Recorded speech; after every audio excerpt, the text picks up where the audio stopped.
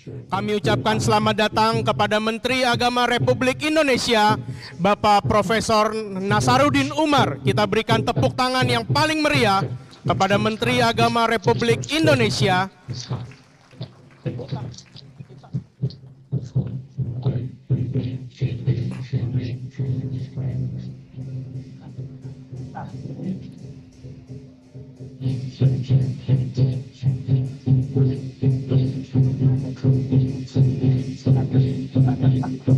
Keynote speech yang akan disampaikan oleh Menteri Agama Republik Indonesia kepada Bapak Nasaruddin Umar. Kami mohon berkenan untuk dapat naik ke atas panggung.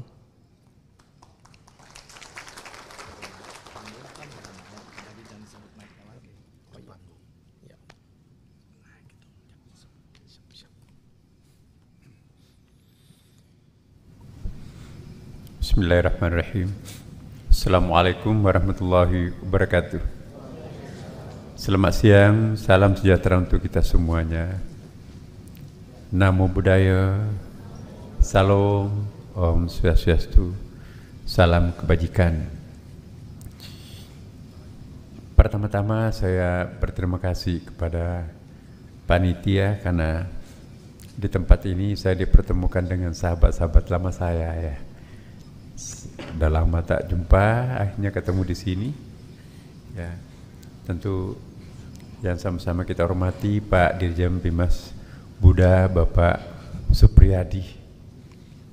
Ya, kemudian hadir di sini banyak tokoh pembimbing masyarakat Buddha, Bapak Suliana, ya Pak.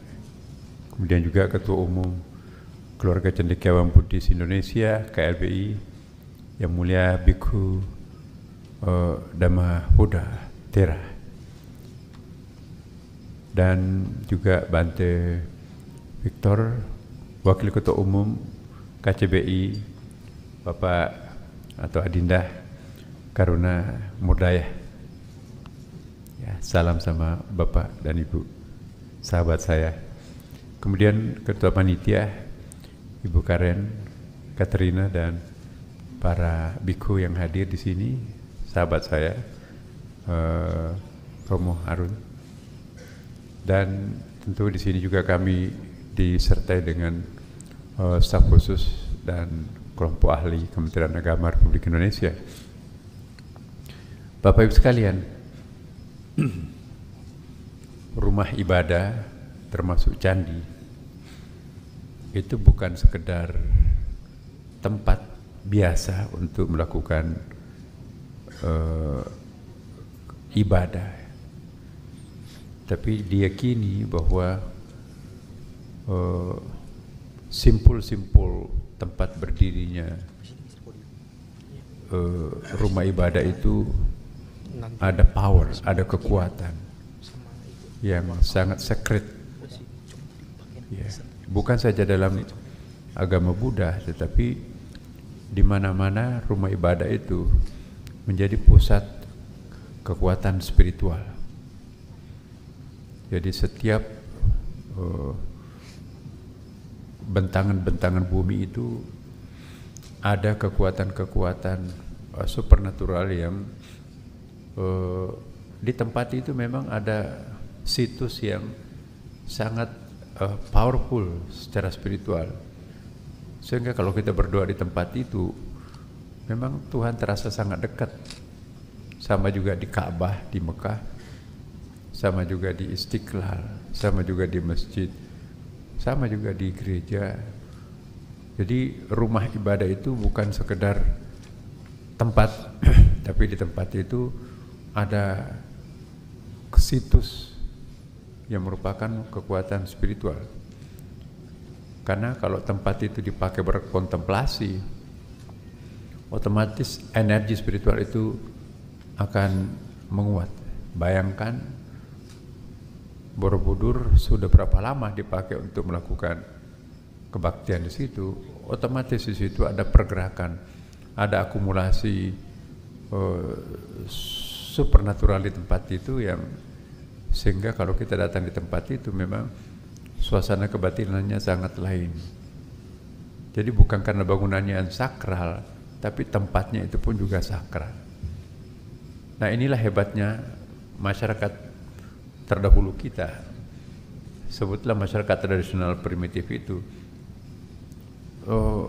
Mereka sangat bersahabat dengan tempat. Jadi masyarakat kita dahulu kala mempertahankan hidupnya itu dengan melalui persahabatan dengan alam. Ya. Mereka tidak menganggap alam ini sebagai musuh yang harus ditaklukkan. Tapi mereka menganggap alam ini bagian daripada hidup kita yang harus kita jaga. Jadi falsafah yang kita kenal dalam Buddha itu ya sangat terkenal dengan kekuatan cintanya itu ya. Engkau adalah aku adalah engkau.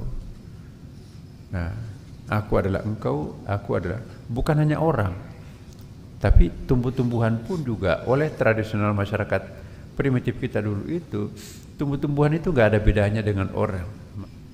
Kalau kita lihat dalam segi ini, Buddha dengan Islam itu sangat dekat, sangat dekat.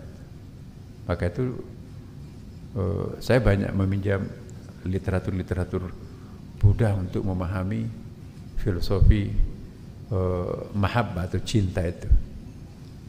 Nah, karena itu saya ingin memberikan pikiran lain. Mungkin saya salah, tapi mari kita diskusikan bahwa kelemahan cendekiawan kita sekarang ini terlalu reason oriented ya, terlalu akal oriented, tapi tidak pernah menggali spiritual orientednya ini.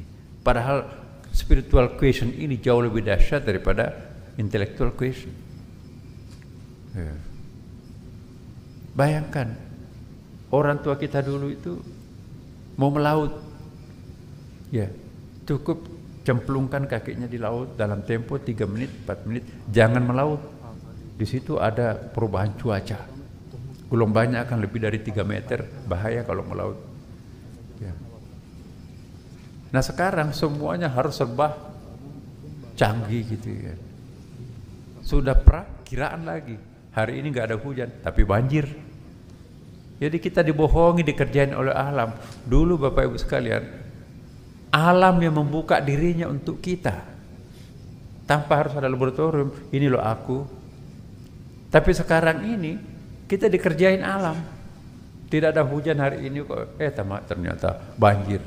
Kita dikerjain alam. Kenapa? Karena kita mengkhianati mereka. Cendekiawan Buddha, saya mohon, kita jangan melakukan pengkhianatan terhadap alam semesta. Setuju nggak Bapak Ibu? Setuju.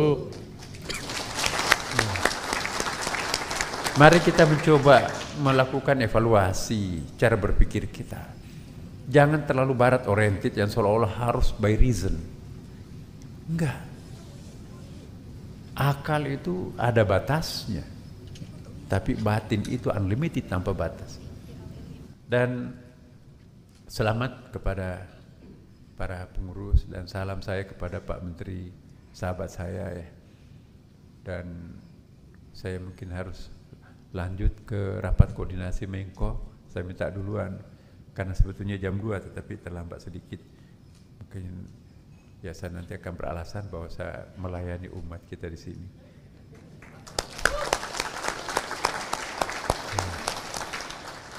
Terima kasih Bapak Ibu sekalian. Sampai jumpa, dan kalau ada hal-hal tertentu yang sifatnya Buddhis, saya adalah sahabat lama teman-teman semuanya. Ya. Terima kasih. Assalamualaikum warahmatullahi wabarakatuh. Namo Buddhaya. Namo Buddhaya. Kami mohon kepada Menteri Agama untuk tetap berada di atas panggung, dan kami mengundang kepada Yang Mulia Bhikkhu Dhamma Fudotera, Ketua Umum KCBI, kepada Bapak Karuna Murdaya, Wakil Ketua Umum KCBI, dan kepada Ibu Karen Katerina selaku Ketua Panitia untuk boleh menyerahkan cindera mata dari KCBI kepada Bapak Menteri Agama.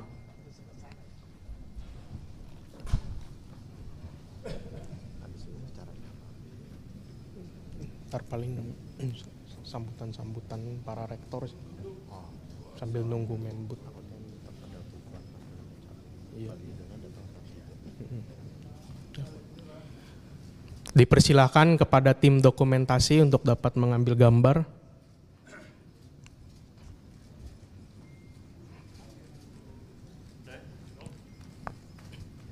Ya. Kita berikan tepuk tangan. Dan kami mohon kepada Bapak Menteri Agama untuk boleh nanti para dewa dan para makhluk suci menyertai dan melindungi kita semua. Pada hari ini kita berkumpul bersama sesi kedua dalam acara silaturahmi kebangsaan Menteri Kebudayaan Republik Indonesia bersama umat Buddha Indonesia mengenai strategi pengelolaan Candi Buddha mewujudkan Indonesia Emas 2045. Terimalah salam hormat dari saya, Namo Buddhaya. Pertama-tama marilah kita panjatkan puji dan syukur kepada Tuhan Yang Maha Esa dan kepada Sang Triratna Buddha Dharma Sangha atas buah karma baik yang kita peroleh sehingga kita dapat berkumpul di sini dalam acara silaturahmi kebangsaan. Acara ini bukanlah sekedar pertemuan biasa, namun adalah manifestasi dari semangat kita bersama untuk merajut persatuan dan membangun masa depan yang lebih baik. Saya yakin dan percaya bahwa bersama-sama kita mampu untuk mewujudkan Indonesia Emas 2045. Dengan penuh semangat, mari kita songsong masa depan Indonesia yang cemerlang, di mana nilai-nilai kebudayaan dan keberagaman kita dapat hidup berdampingan, saling memperkaya dan menjadi pondasi yang kokoh untuk generasi mendatang. Dari Ketua Umum KCBI kepada Yang Mulia Biku Dhamma Fudotera untuk boleh naik ke atas panggung.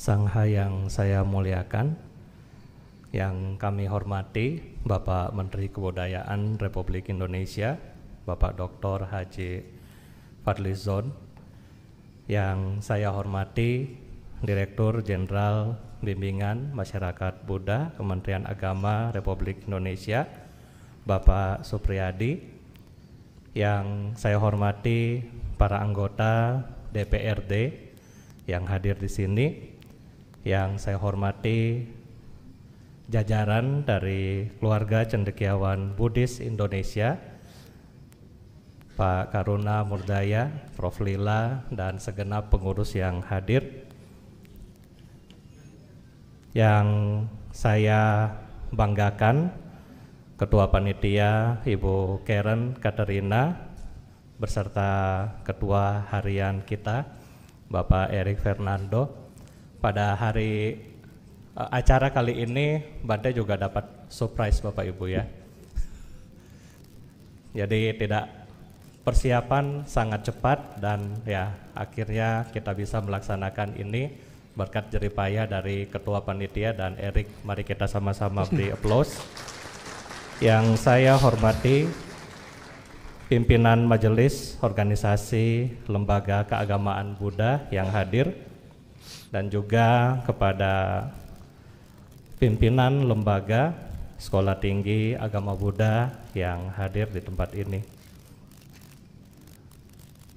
Pertama-tama saya mengucapkan puji syukur kepada Sang Triratna Buddha, Dhamma, dan Sangha bahwa hari ini kita semua dapat berkumpul di tempat ini untuk membahas strategi pemanfaatan Candi Buddha untuk mencapai Indonesia Emas 2045.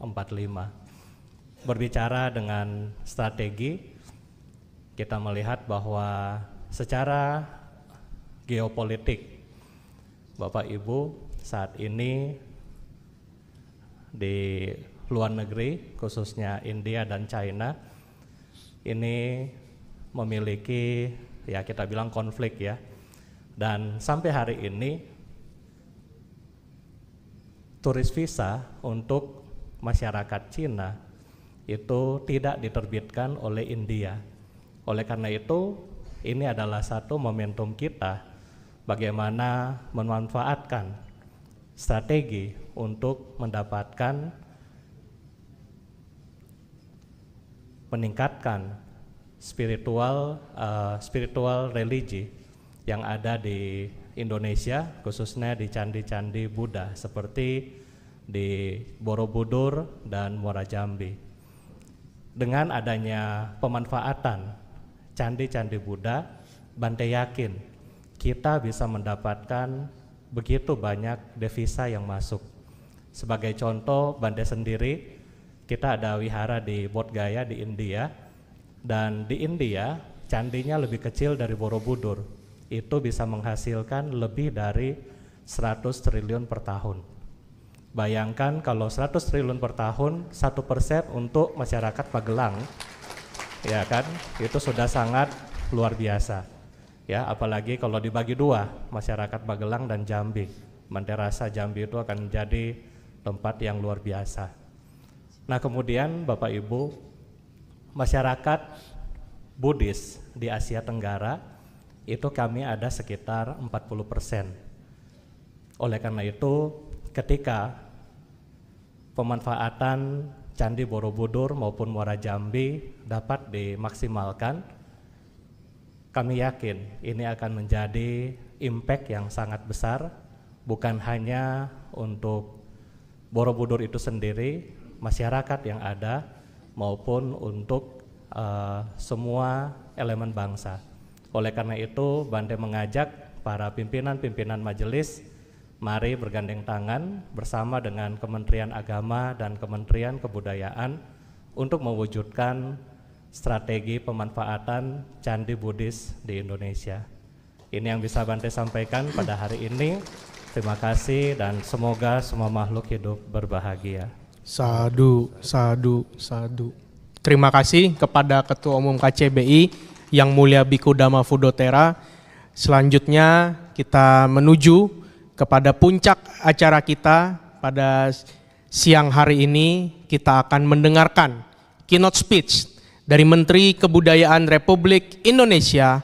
Kepada Bapak Fadlizon kami persilahkan.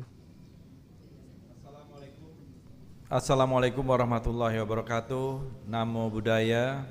Salam sejahtera bagi kita semua. Om Swastiastu. Salam kebajikan, Rahayu. Yang saya hormati Yang Mulia Biku Dhamma Fudotera.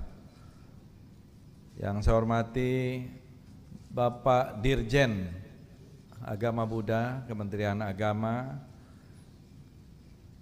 Bapak Karuna Murdaya, kawan saya nih lama, dan juga seluruh jajaran keluarga cendekiawan Buddhis Indonesia, KCBI, para pengurus, anggota, dan tokoh-tokoh agama, para biku, bante, hadirin sekalian, dan tentu saja Ketua Panitia Ibu Karen Katerina yang juga nih sahabat saya kalau di Dapil Bogor ketika saya menjadi anggota DPR.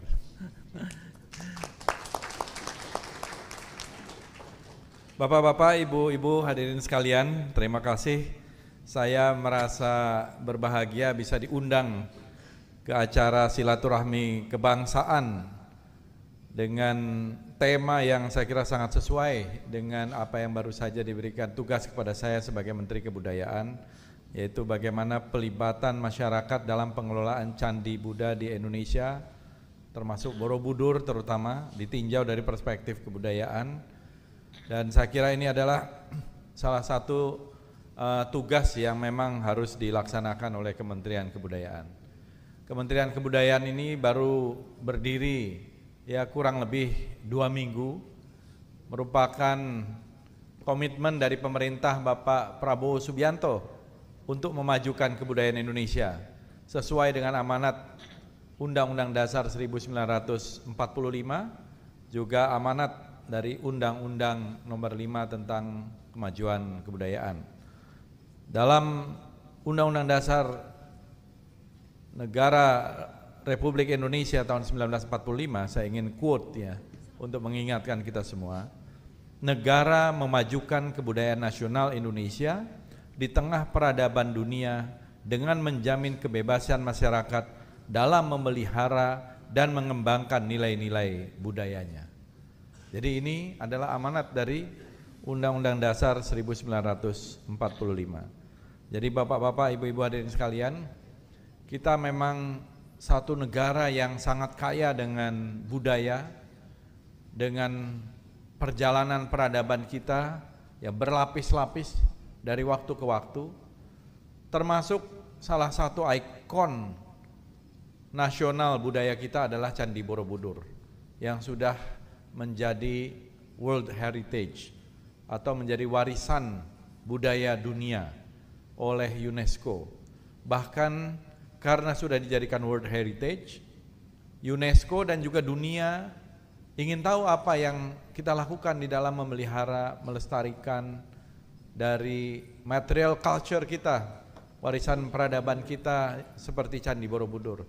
Tidak bisa kita seenaknya saja menyia-nyiakan atau melakukan upaya-upaya yang bisa merusak atau bisa dalam jangka pendek, jangka menengah maupun jangka panjang membuat candi-candi yang sudah dinyatakan statusnya sebagai World Heritage itu kemudian menjadi rusak. Jadi kita memang mempunyai kewajiban untuk itu. Kita juga melihat bahwa predikat Memory of the World (MOW) atas arsip pemugaran Candi Borobudur tahun 73 dan tahun 1983 sudah menjadi kebanggaan bangsa Indonesia yang tidak kalah pentingnya. Dan tentu saja dalam hal ini saya kira peran dari masyarakat Buddha di Indonesia, khususnya keluarga cendekiawan Buddhis Indonesia KCBI, telah berkontribusi besar untuk melakukan upaya-upaya di dalam pelestarian, pemeliharaan, pengembangan dan juga pemanfaatan ya dari candi-candi yang merupakan objek cagar budaya kita. Bapak-bapak, ibu-ibu hadirin sekalian, kita selain Candi Borobudur ada sejumlah candi-candi penting, candi yang agama Hindu seperti Prambanan yang berdekatan. Ini juga menunjukkan bahwa kehidupan kita sejak dulu adalah kehidupan yang harmonis. Meskipun berbeda-beda tetapi kita saling menghargai. Terutama perbedaan-perbedaan agama, suku, ras dan juga antar golongan. Sejak awal dulu kita saya kira dari situs-situs yang ada saling berdekatan, tidak pernah ada konflik dan juga selalu saling mendukung. Kita melihat bahwa peninggalan candi-candi Buddha di Indonesia ini jumlahnya cukup banyak. Ya, kalau kita lihat dibanding dengan negara-negara lain, saya pikir mungkin di masa lalunya seperti Candi Borobudur ini boleh dibilang semacam kiblatnya bagi agama Buddha di dunia.